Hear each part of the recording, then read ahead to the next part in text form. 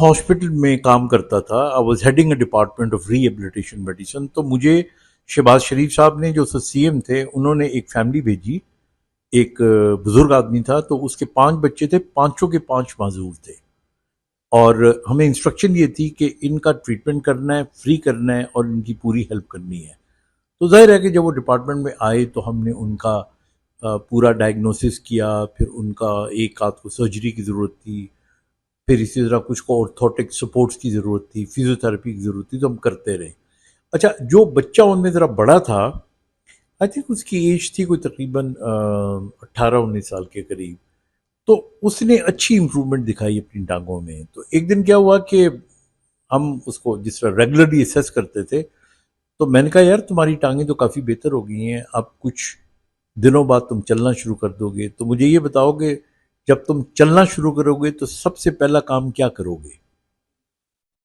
تو وہ پنجابی میں اس نے اپنے ابے کی طرف دیکھا اور کہنے لگا, ڈاکٹر صاحب جدوں میں سب تو پہلے چلاں گا تو سب تو پہلے اپنے ابے دی ٹنگاں پناں گا. تو وہ عجیب سا, وہ اس کا باپ یہ سن کے نہ روتا ہوا باہر چلا گیا. اچھا, ہم بھی بڑے پریشان ہوئے, اور میں گیا اس کے باپ کو بلا کے لایا. میں نے کہا بیٹا آپ کا یہ بول رہا تھا, تو پریشان ہونے کی ضرورت نہیں ہے, وہ تو ذہنی طور پہ بھی تھوڑا سا وہ ہے, ڈسٹربڈ ہے, جسمانی طور پہ بھی. سیریبرل پالسی کا پیشنٹ تھا, مائلڈ قسم کی تھی اس کو. تو وہ اس کا باپ مجھے کہنے لگا کہ نہیں میں اس بات پہ نہیں رو رہا, تو میرا بیٹا ہے, اس نے کہہ بھی دیا تو کوئی فرق نہیں پڑتا. میں اس لیے رو رہا ہوں کہ جب ہم جوان تھے اور گاؤں میں رہتے تھے تو ہمارے والد کی ہمارے چچا سے نہیں بنتی تھی, تو ہم اپنے والد کو منع کرتے تھے کہ چچا کو نہیں ملنا, پر وہ چھپ چھپ کے ملتا تھا. تو ایک دن نماز کے ٹائم پہ میں باہر نکلا تو میں نے دیکھا کہ میرا والد چچا کو مل کے چھپ کے آ رہا ہے. تو میں نے اپنے ابے کو روکا تھا, اور میں نے اس دن اس کو کہا تھا کہ ابا ہوں تو چاچی نو ملن گیا تو تیری ٹنگاں پن دیا گا. تو کہتا ہے مجھے رونا اس بات پہ آ رہا ہے کہ اللہ تعالیٰ نے وہ جملے, یعنی یہ مکافات عمل ہے, وہ جملے میرے معذور بیٹے سے میرے لیے کہلوائے.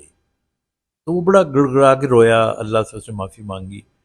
تو یہ بہت سارے واقعات ہیں. وہ جو کہتے ہیں نا ایس یو سو شل یو ریپ, جو آپ بوتے ہو وہی آپ کو کاٹنا پڑتا ہے.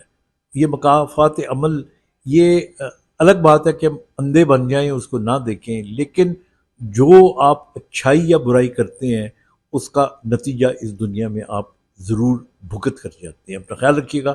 خدا حافظ.